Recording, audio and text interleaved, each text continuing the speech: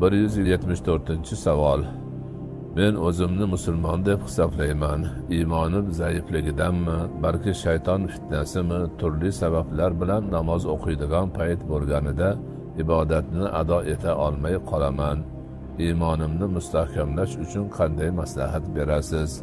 Javob. Bismillahirrohmanirrohim. Iymonni mustahkamlash masalasi. Albatta musulmon banda Alloh taolo tarafidan o'ziga yuklatilgan barcha farz va vojib ibodatlarni ado etmog'i shartdir.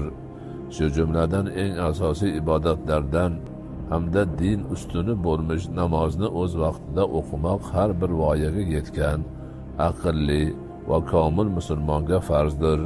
Bunga shaytonni sabab qilish bahonadan boshqa narsa emas. Banda namozni o'qimaslik kabi gunohga yo'l qo'yar ekan, bunga shaytonni sabab qilishiga hech qanday yo'l yo'q. Balki o'zini gunohkor hisoblab, tavba qilib, uni ikkinchi marta takrorlamaslikka harakat qilish kerak. Iymonni mustahkamlash uchun Alloh taoloni har lahza zikr qilib turish lozim. Alloh taolo o'zining cheksiz ilmi bilan bandaning qilayotgan amallaridan xabardor ekanligini har bir musulmon sezib turishi kerak.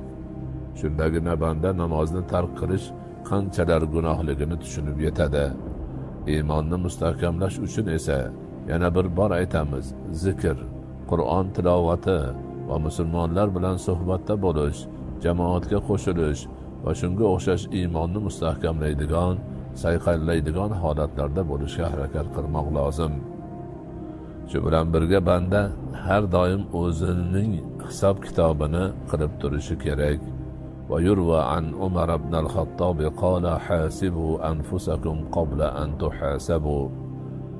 Umar ibn Xattob radhiyallohu anhu bir kuni kelib, sening hisob kitobing qilinguncha sen o'zing hisob kitobingni qilib tur deb aytganlar.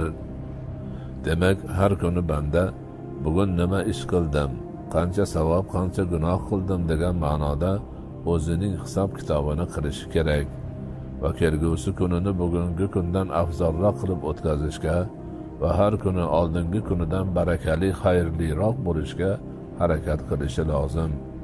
Alloh taolo hamma ibodatlarni, jumladan namozlarni ham o'z vaqtida ado etishni barchalarimizga nasib qilgan bo'lsin. Vallohu a'lam.